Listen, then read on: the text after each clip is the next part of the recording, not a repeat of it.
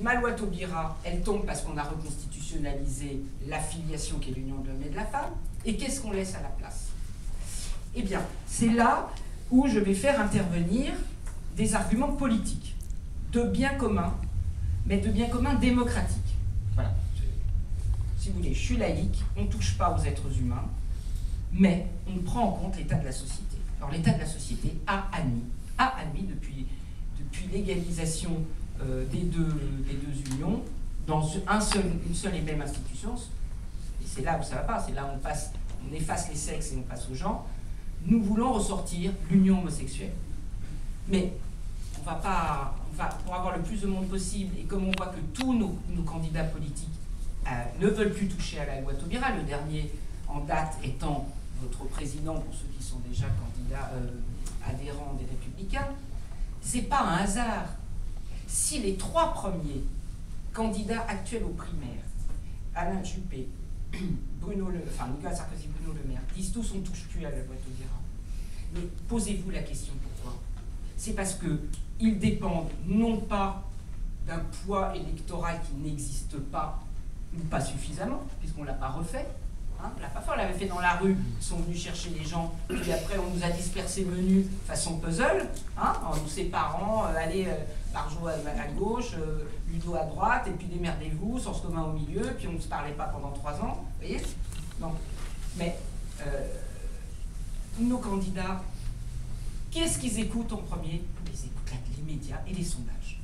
Et les médias et les sondages, c'est bien là, dans les médias, qu'on vous dégomme évidemment notre sujet en permanence, et je suis très bien placé pour vous le dire.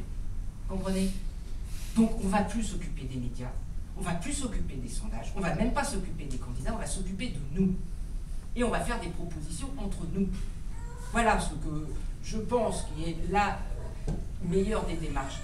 Et ce qu'on va leur proposer, c'est qu'effectivement, on va leur dire comme ils disent, bon, on ne va pas trop toucher à la loi Taubira, ou en tout cas pas dans l'esprit. Donc on va laisser les droits ouverts, qui sont des droits qui ne touchent pas à l'enfant, qui sont les droits du monde. Et là, on va être un peu en divergence, mais je ne vais pas insister chaque fois. Je vais effectivement découpler l'affiliation de l'union homosexuelle. Et je vais même aller très loin. Je vais même dire que pour bien rétablir la filiation homme et femme biologique, qui permet quoi? Qui permet que l'enfant a des droits dès sa conception. Il a le droit de savoir d'où il vient dès sa conception, comme toute l'humanité a le droit de savoir qu'elle a une généalogie qu'on n'a pas détruite. Voilà. Je reprends encore un argument. Pourquoi? C'est parce que justement quand on fait de la je parle devant un biotechnologicien, j'en dis, qui nous expliquera ça, qui est là, Nicolas. Quand on fait de la médecine génomique, on peut maintenant dans votre génome enlever les gènes qui sont abîmés. Mais il faut quand même connaître les gènes des ascendants aussi. Ben, si vous n'avez plus de filiation biologique, ben, vous n'avez pas d'ascendant. Quand on vous demande dans votre dossier, quand on vous dit, ben alors, dans votre famille, est-ce qu'il y a des cancers ou est-ce qu'il y a... Ah oui, mais je ne sais pas, en fait, oui, ben, mais mon père, c'est pas mon père biologique, et puis c'est... Enfin, vous voyez, je ne sais pas bien d'où je viens, parce que de toute façon, on est allé acheter un ovule quelque part, on a pris un spermatozoïde d'ailleurs, on a bien choisi d'ailleurs les yeux, les cheveux, tout ça, et on ne sait pas d'où on vient. Vous comprenez? Donc, bon. Donc j'en reviens.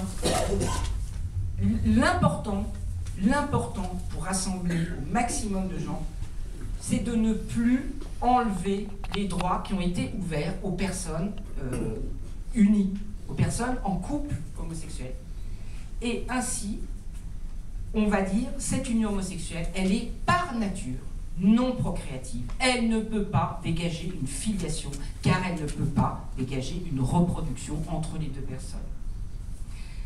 Je me permets, pour dire ça, de m'appuyer sur la jurisprudence, justement, que vous citiez tout à l'heure, enfin, vous preniez des exemples de jurisprudence, mais j'en ai moi-même. La loi, la décision même du Conseil constitutionnel, qui a validé la loi Taubira le 17 mai, donc la décision du Conseil constitutionnel du 17 mai 2013, est, dans son article 44, précise bien que le couple hétéro et le couple homosexuel ne sont pas dans la même situation par rapport à la procréation, pas à l'union, à la procréation. Par défaut, l'union, oui. Donc les droits patrimoniaux, les droits ouverts par le mariage sont conservées. C'est ça l'alliance civile. Mais l'alliance civile, elle est par nature, elle reconnaît juridiquement qu'il n'y a pas de procréation possible. Elle empêche toute filiation entre les deux hommes ou les deux femmes.